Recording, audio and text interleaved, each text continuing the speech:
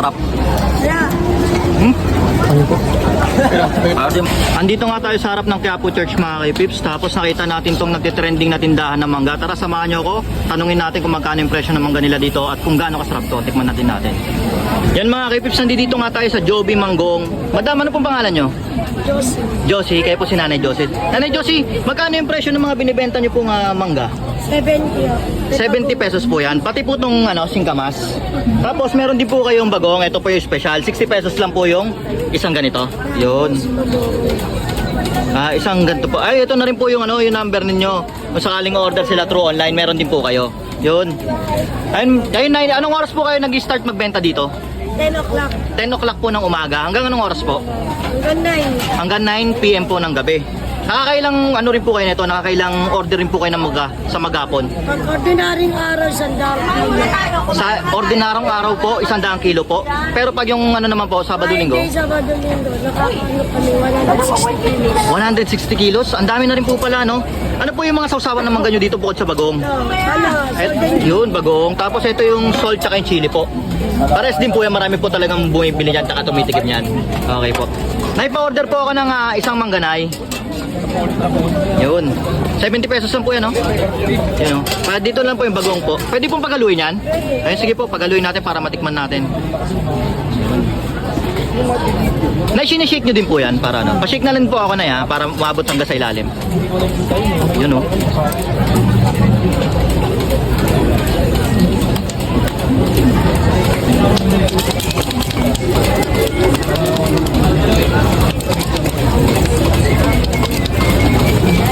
Yun, grabe yung shake, oh. Abot na abot hanggang ilalim, no?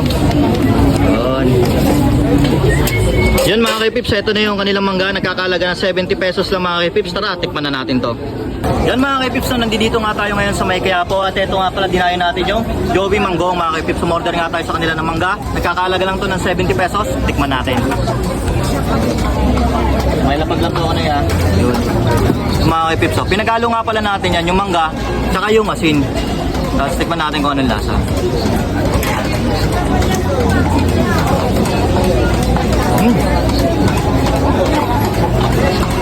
Maasim yung mangga nila. Pero masarap yung bagoong. Tapos sakto din siya sa sa asin, nagalo.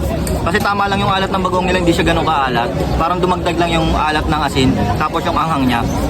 Pero maasim talaga yung mangga. Pero solid naman yung kanilang bagoong. Sarap. Ano ulit yung kilig? Ito. Ayan yung asim. Kung naglilihi ka, sakto sa ito yung mga ganito ka-asim na mangga. Sarap siya. Bagay to sa tingin ko, bagay dito sa singkamas, yung mga nilalagyan ng bagoong. Masarap to. Solid yung bagoong nila. Asim lang talaga yung yung mangga talagang panlaban talaga, yung talagang mga asim yung didikit talaga hanggang sa yung sa ngipin mo mangingilo. Sarap. Sa mixer na namumblema sa misis nila na naglilihi, dalhin nyo dito. Solid yung mangga nila dito, maasim, tapos masarap na rin yung kanilang bagoong mga K-Pips. At sa murang halaga lang yun halagang 70 pesos. Meron ka ng isang cup ng mangga. Ang sarap, maasim talaga yung mangga. Solid mga K-Pips. Paano mga K-Pips? Sugurin nyo na tong Joby Manggong. Dito lang yan sa may harap ng simbahan ng Quiapo. Solid dito.